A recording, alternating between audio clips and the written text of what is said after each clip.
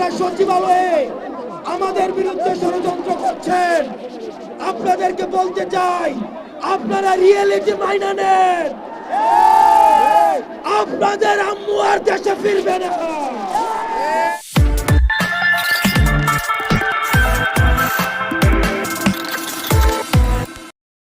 অভ্যুত্থানকে অনেকে মেনে নিতে পারে না, সেজন্য সচিবালয়ে, পুলিশে, বিচার বিভাগে বিভিন্ন সময় আমাদের বিরুদ্ধে ষড়যন্ত্র চলে। আমরা আপনাদেরকে বলতে চাই, অতীতে ছিল সতীদাহ প্রথা, এখন আমরা দেখছি নদীদাহ প্রথা। যারা সচিবালয়ে আমাদের বিরুদ্ধে ষড়যন্ত্র করছেন, আপনাদেরকে বলতে চাই, আপনারা রিয়েলিটি মাইনা নেন। আপনাদের আম্মু আর দেশে ফিরবে না। আমরা যাকে সীমান্তের উপরে পাঠিয়েছি, এই খুনি হাসিনা দেশে পুনর্বাসন হবে না। প্রিয় দেশবাসী, আপনারা জানেন গত 16 বছর এই ফ্যাসিবাদী সরকার খুনি হাসিনা প্রত্যেকটি রাজনৈতিক দলকে, ফ্যাসিবাদী শক্তিকে নির্যাতন এবং নিপীড়নের মধ্য দিয়ে তাদের থেকে ভোটাধিকার কেড়ে নিয়েছে। বিএনপি, জামাত সহ ফ্যাসিবাদ বিরোধী যতগুলো শক্তি রয়েছে, আলেম ওলামা রয়েছে, অনলাইন অ্যাক্টিভিস্ট রয়েছে, তাদের বাক স্বাধীনতা হরণ করেছে। আমরা যারা জুলাই গণ অভ্যুত্থানে আমরা নেতৃত্ব দিয়েছি, আমাদের থেকে সারা বাংলাদেশে মানুষ রাস্তায় নেমে এসেছে এবং আমরা এই হাসিনাকে পালিয়ে যেতে বাধ্য করেছি।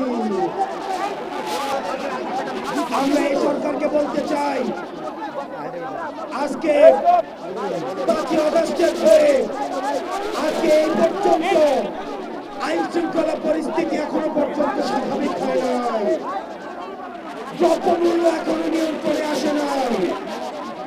আপনি যদি মনে করেন, বারবার বলতে থাকেন সিন্ডিকেট এক হাত থেকে আরেক হাতে গিয়েছে, তাহলে আপনার কাজটা কি?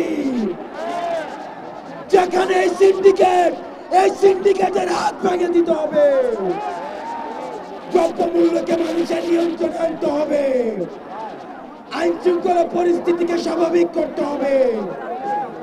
কোন বিপ্লবীর গায়ে যদি আক্রমণ করা হয়, এই সরকারকে তার দায়ভার নিতে হবে।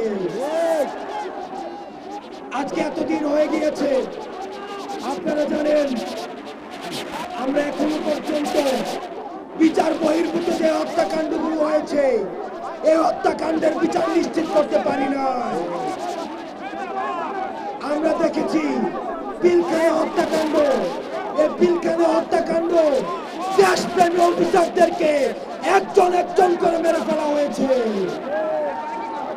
আমরা চাই অতি শীঘ্রই এই পিলখানা হত্যাকাণ্ডের বিচার নিশ্চিত করতে হবে। আমরা সবটা ঘটনাকে ভুলে যাই নাই। আমরা দেখেছি সব রাতের অন্ধকারে লাইট টিভিয়ে আলেম ওলামাদেরকে মেরে ফেলা হয়েছে।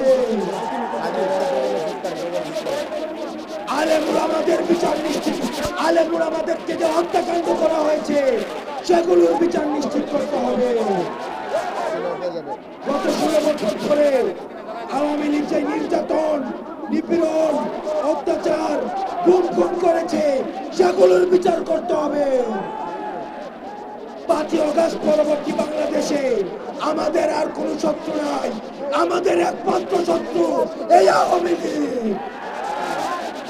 আওয়ামী লীগের বিরুদ্ধে আমাদের প্রতিবাদী যতগুলো রাজনৈতিক শক্তি আছে, আমাদের সংগ্রাম অব্যাহত থাকবে।